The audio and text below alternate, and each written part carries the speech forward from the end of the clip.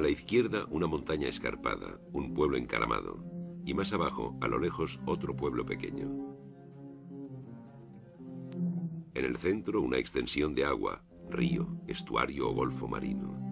En medio de la bahía, un promontorio arbolado y una cascada. A lo lejos, una sierra de altas montañas. A la derecha, el ramaje de varios árboles grandes, hayas o robles. El busto de una Venus sonriente. Alrededor de la columna, un rosal trepador y una enredadera de campanillas. Colgados de una cinta roja, un arco, una aljaba con flechas y una piel de pantera. Un niño está sentado sobre otra aljaba. Tira del vestido a una joven sentada en un banco. Una pareja. El hombre en cuclillas le susurra al oído a la mujer sentada. Otra pareja. El hombre ayuda a su compañera a levantarse. Tercera pareja. La mujer mira hacia atrás y se deja arrastrar por su compañero.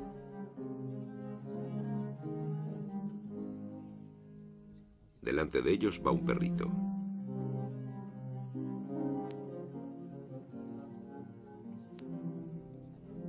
Más abajo, detrás del terraplén, tres parejas cogidas de la cintura o del brazo.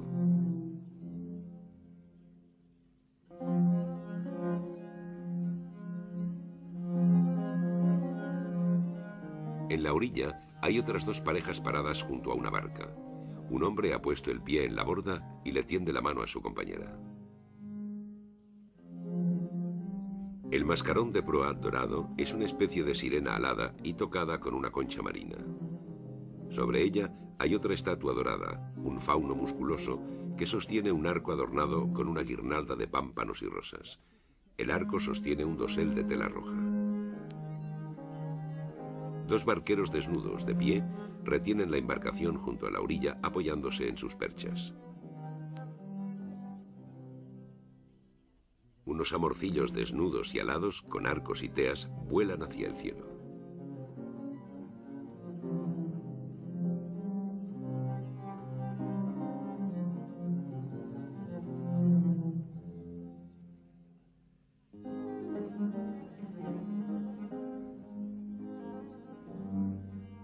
Los secretos de la fiesta galante.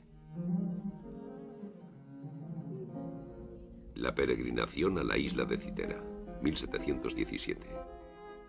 Antoine Watteau, Valenciennes, 1684, Nogent, 1721. Museo del Louvre, París.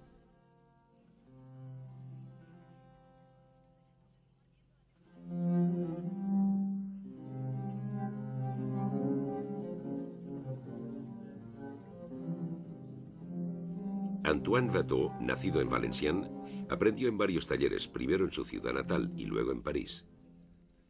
Su formación fue ecléctica, de los decorados de teatro a las imágenes piadosas. En 1712, a los 28 años, Watteau se presentó a la Academia Real de Pintura y gracias a su talento fue aceptado enseguida. De acuerdo con la costumbre, tenía que realizar una obra excepcional, el tema era libre. La Academia llamó varias veces al orden al pintor. Watteau no entregó su cuadro hasta el 28 de agosto de 1717. El señor Antoine Watteau ha hecho traer el cuadro que se le había ordenado representando la peregrinación a la isla de Citera. Pero el secretario de la reunión borró el título y lo sustituyó por Una fiesta galante, modificación que refleja quizá las dificultades que tuvieron los académicos para clasificar el tema. La aceptación de un título mitológico le habría dado a Watteau un rango más elevado, el de pintor de historia.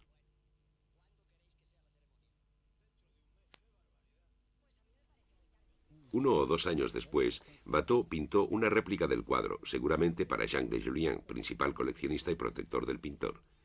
El grabado realizado por Tardieu a partir del segundo cuadro y titulado Embarque para Citera, popularizó este tema en toda Europa. También contribuyó a la confusión entre los dos cuadros, pues entonces nadie se ocupó de señalar las diferencias.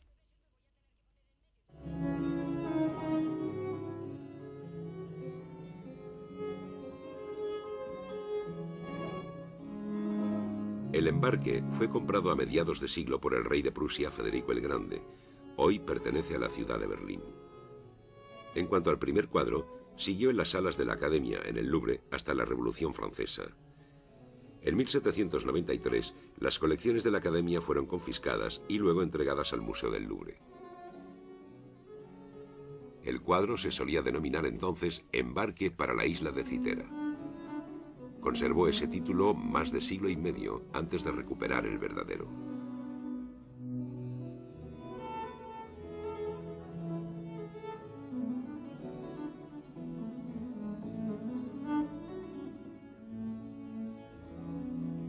Watteau murió 4 años después de la peregrinación, a los 37 años. Durante su corta carrera, fue un célebre dibujante y un apreciado decorador.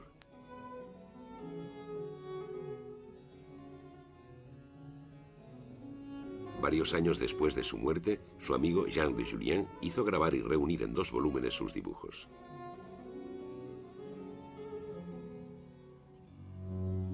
Más adelante, mandó grabar también todas sus pinturas.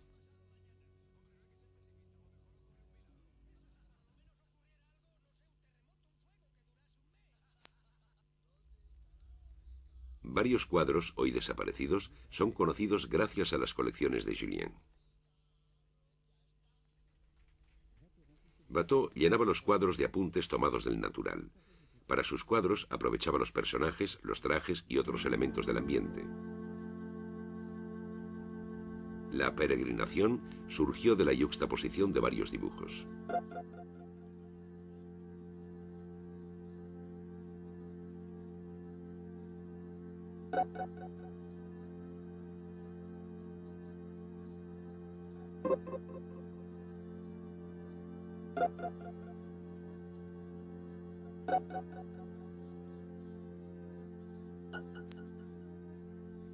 Otros dibujos revelan el paso de la peregrinación al embarque.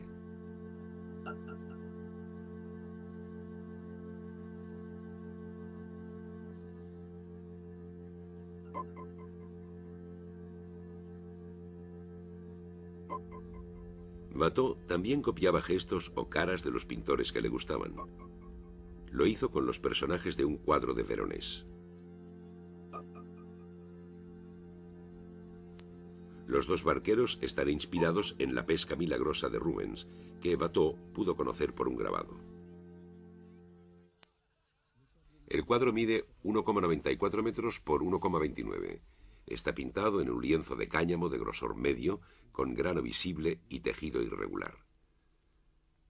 Los fondos rojos estaban entonces de moda, pero la tela tiene una imprimación blanca. Este fondo muy patente refleja la luz en toda la superficie del cuadro.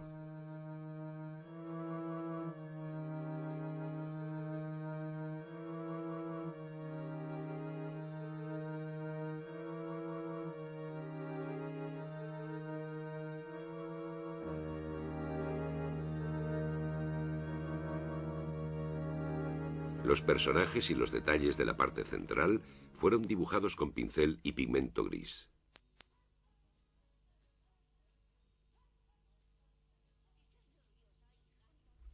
Algunos de los personajes y vestidos, ejecutados primero con manchas de color, están retocados. El pintor, que trabajaba deprisa y sin preocuparse demasiado de las reglas técnicas, quiso modificar algunos detalles. La capa superficial de pintura se secó más deprisa que la inferior, demasiado grasa, y se formó una red de grietas prematuras. Los rostros, los peinados y los trajes están tratados con pequeñas pinceladas ligeras, muy suaves, más alusivas que realistas.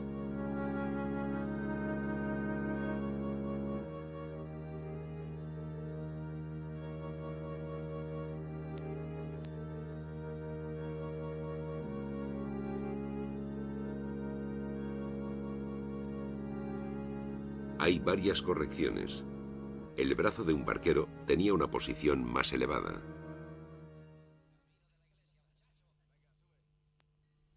Asimismo, un amorcillo estaba pintado al principio de espaldas, detrás de una de las mujeres, tal vez empujándola. Luego, Watteau lo borró y lo pintó de frente un poco más lejos. Luego lo volvió a borrar y esta vez lo pintó flotando en el espacio. Estas correcciones son hoy visibles porque las capas de pintura que las cubrían han perdido opacidad con el paso del tiempo. El cuadro, barnizado con frecuencia, había adquirido un tono amarillo parduzco oscuro. Los contrastes de color habían desaparecido. El cielo tenía una luz crepuscular. En 1984, con motivo de la exposición del tricentenario del nacimiento de Watteau, la peregrinación fue restaurada y el cuadro se pudo interpretar con más claridad. La escena que muestra el cuadro está contenida por completo en el encuadre. La vemos como si fuéramos observadores separados del grupo y estuviéramos en una altura cerca de la orilla. Dominamos los personajes y nuestra vista alcanza muy lejos, siguiendo la superficie del agua. La posición está elegida para sacar el mejor partido de todos los elementos del paisaje. Los últimos planos son azulados, según los principios de la perspectiva atmosférica. Watteau ha tomado este tipo de claros que ahondan en profundidad los últimos planos del cuadro de Bruegel o de Leonardo. De Leonardo también puede haber tomado esa forma de separar al espectador de la escena con el borde abrupto de un barranco. De Tiziano y los venecianos, esa organización espacial simple por planos sucesivos bien delimitados. Las masas que bordean el paisaje son como decorados de teatro que asoman de los bastidores.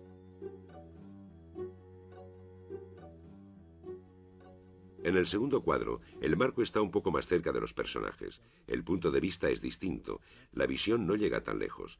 Las montañas, apenas perceptibles en una bruma dorada, están más bajas en el cuadro. Las ramas se extienden más hacia la izquierda del marco. Watteau también toma de los venecianos el arte de modular una gran variedad de tonos partiendo de unos pocos pigmentos.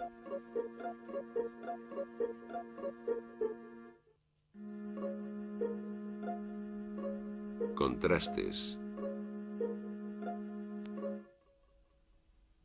Variaciones.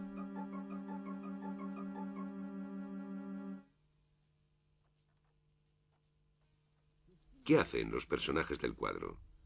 El título, La peregrinación en la isla de Citera, puede significar que se disponen a ir a la isla o por el contrario que ya están allí.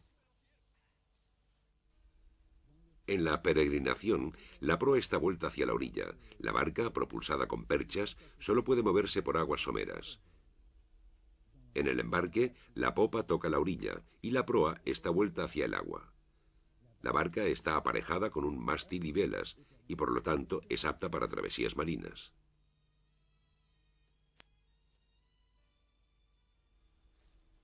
Un busto de mujer sobre un zócalo que se prolonga en un estípite o término, así llamado por las estatuas del dios Terminus que marcaban los límites. Puede que nos hallemos en la frontera del territorio de Venus. Pero el paisaje de la peregrinación es ambiguo. La superficie del agua es estrecha y larga, flanqueada en parte por altas montañas. En la isla encantada, Watteau también muestra un paisaje que rodea una superficie de agua. Es posible que el pintor se inspirara en los relatos de viajes o en los mapas según los cuales Citera era una isla de costas más recortadas y montañas más altas que la realidad. La isla de Citera, en aquella época, era una colonia veneciana conocida con el nombre de Cerigo. La luz viene de la izquierda, las sombras son largas, pero a falta de otras referencias, es imposible decir si estamos a primera hora de la mañana o última de la tarde. Los árboles mezclan en su follaje los colores de la primavera con los del otoño. Los personajes no participan en ninguna acción precisa, pero unidos por un arabesco, forman como una guirnalda que prolonga las de la estatua y de la barca.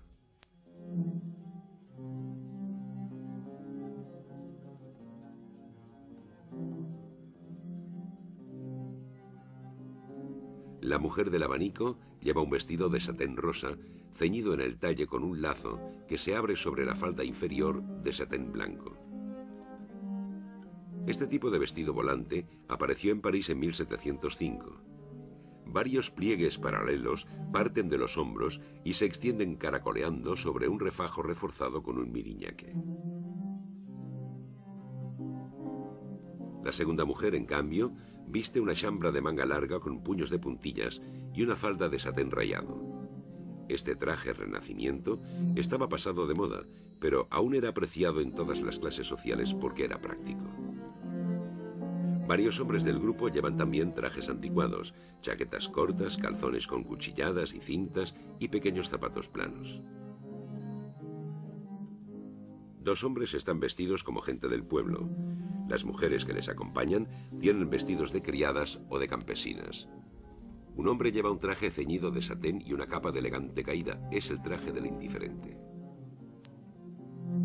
Uno de sus compañeros lleva el traje de Mezzatin, el criado aventurero y músico de la comedia del arte. La serenata. Los comediantes italianos habían sido expulsados de Francia por haber representado una pieza en la que Madame de Maintenon se había sentido ridiculizada. Watteau pinta a menudo sus trajes.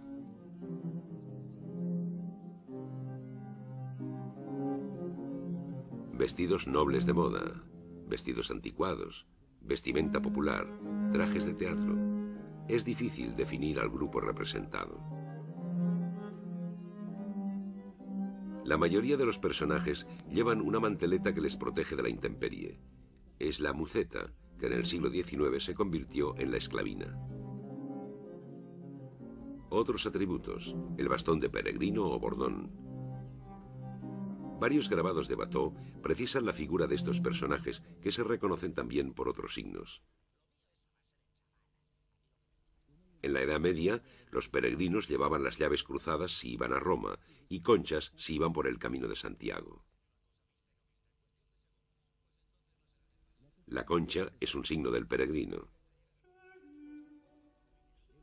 Es la insignia de un recorrido iniciático lleno de celadas, rodeos, retrocesos, rituales, milagros, penas y alegrías. Exactamente igual que la búsqueda amorosa. Los peregrinos galantes de la peregrinación ostentan unos corazones atravesados por flechas y la concha se encuentra en la barca, pero esta vez es lo que era en la antigüedad, el signo de Venus.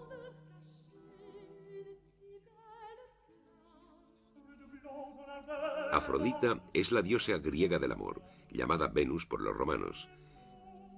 Cuenta el mito que nació de la espuma del mar. Transportada por los céfiros, llegó a la isla de Citera antes de establecerse en Chipre. En las obras de Watteau aparece con frecuencia el nombre de Citera, así como alusiones a la isla del amor y las peregrinaciones. La isla encantada. Los jardines de Citera. La peregrina sedienta. Las diversiones de Citera. Buen viaje.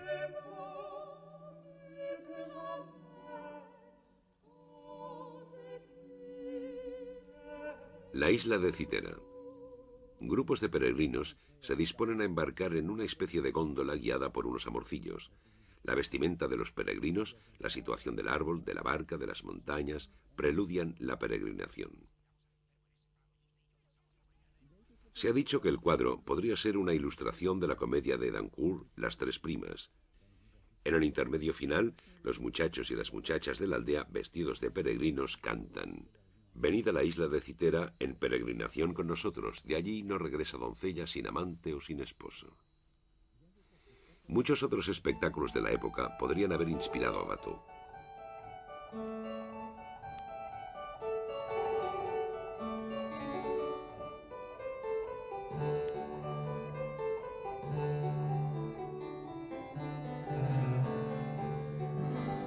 El mismo año de la peregrinación, François Couperin compuso El Carillón de Citera.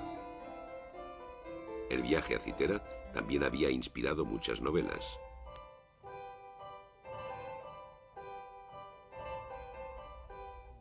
En uno de los grandes libros de la época, Las aventuras de Telémaco, el joven Telémaco, hijo de Ulises, hacía una excursión a Citera. Antes de Watteau, todas estas aventuras las había ilustrado Bernard Picard en varias escenas galantes. Picard abordó en varias ocasiones este tema, sin duda una de las fuentes de inspiración de Watteau.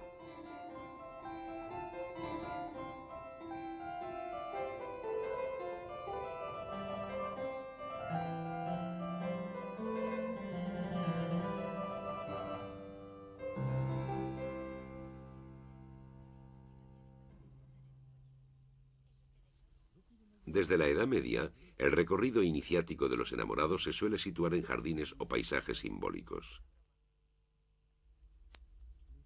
Los italianos recrearon Arcadia a partir de los autores antiguos y su poesía hermética. Rubens llevó a sus amantes suntuosos a un jardín de amor lleno de fuentes barrocas.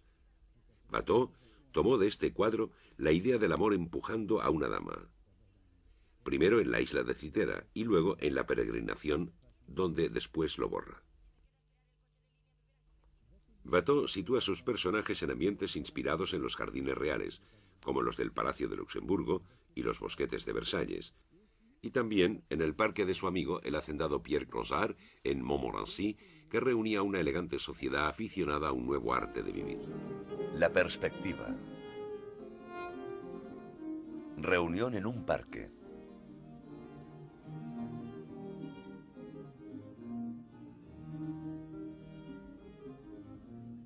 Reunión al aire libre.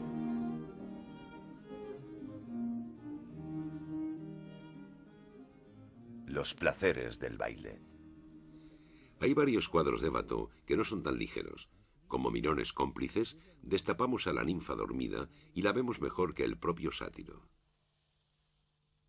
Asistimos al juicio de París por detrás.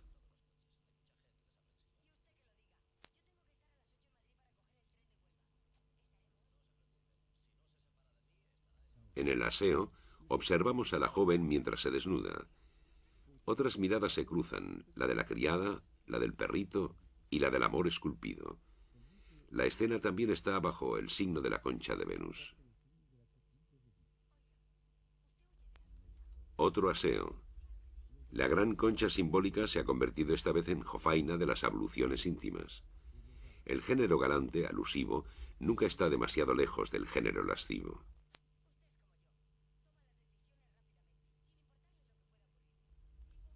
Los juegos de Citera son, ante todo, los juegos y arrumacos de los amantes. Pronto pasarán al amor físico. Por último, Citera se confunde con el Parque de Saint-Cloud, famoso lugar de citas muy poco castas. En esa época se decía ir a Saint-Cloud, peregrinar a Saint-Cloud. En su isla de Citera, Watteau, en una alusión paródica, pinta las balaustradas de la cascada de Saint-Cloud. Esta ambigüedad, este equilibrio entre amor cortés y fiesta sensual, podría reflejar también el espíritu de un momento histórico. A la muerte de Luis XIV, el severo orden moral, instaurado desde hacía muchos años, se relajó enseguida. El regente, Felipe de Orleans, era aficionado al teatro y las diversiones. Una de sus primeras iniciativas fue hacer que volvieran a Francia los comediantes italianos. Se formaron pequeños círculos libertinos, precursores de los enciclopedistas, que preconizaban el advenimiento de una edad de oro moderna y el goce del instante. En un cuadro de la época, el regente aparece como Baco.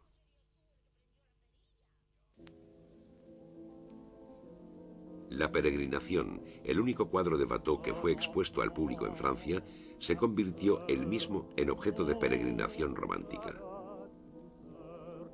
Todos veían en él la partida anunciada por el título, y también la languidez del crepúsculo, la melancolía de la partida, la inminencia de la muerte.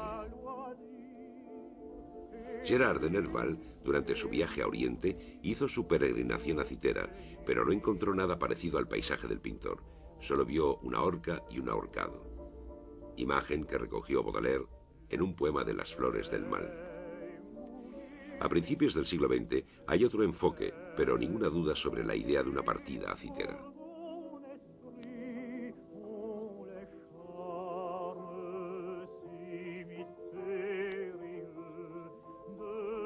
Rodin ve en la peregrinación una narración de tipo medieval, una sucesión de escenas que van de derecha a izquierda expresando los estadios de la pasión amorosa.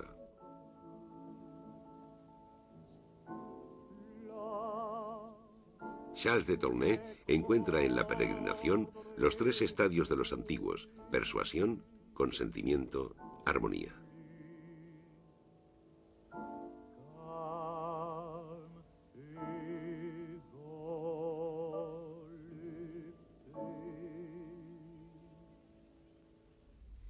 En En 1961, Michael Levy propone que se examine el cuadro con una visión nueva.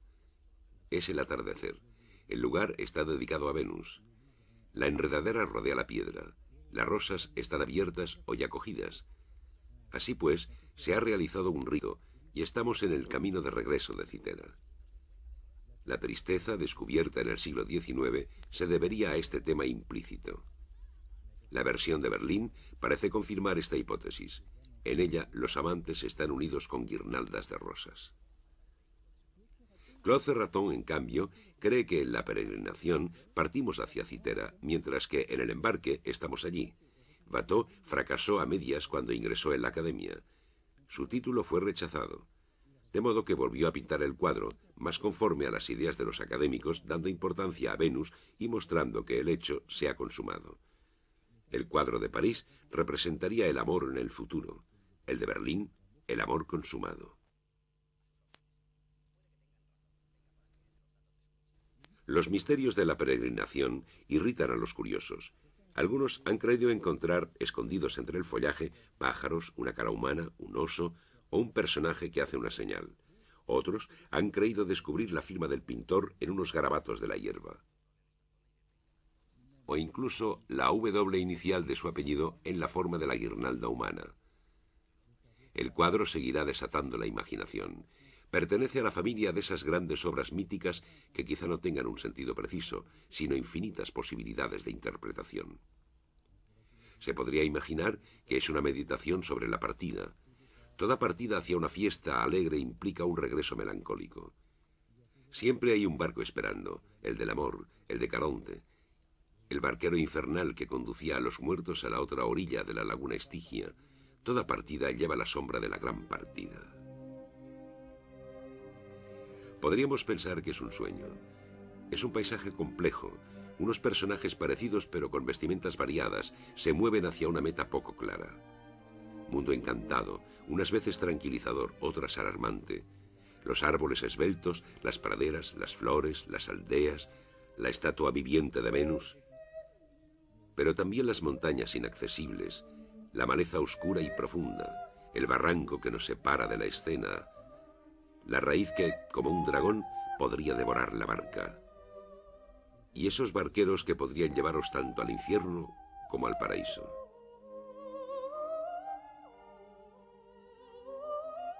Podríamos concluir que Watteau, partiendo de mitos antiguos, ha compuesto una especie de mito personal, una Arcadia rococó en la que se reconcilian la naturaleza silvestre y la cultura galante. Fábula sobre el tiempo suspendido, imagen de un instante en el que todos son felices y creen que lo serán siempre, imagen de un instante en el que todos son jóvenes y creen que lo serán para siempre. Por último, podríamos decir que se trata también de una reflexión sobre la pintura y terminar con el personaje más humilde, el perrito. Es frecuente en los cuadros de Watteau. ¿Quién es? ¿De dónde ha salido? Podría ser el perro del pintor, pero también es un podenco enano al que se ha llamado el Vicelli, porque era el modelo preferido de Tiziano. Luego, a través de unos cruces sucesivos, el veronés, porque el veronés lo pintó a menudo. Único personaje con nombre, un nombre de pintor, corretea confiado en medio de la farándula humana. Es posible que se encuentre en el centro de la imagen para decir que todo el cuadro cuenta también la historia de la pintura y la transmisión de generación en generación de sus secretos útiles y sublimes a la vez.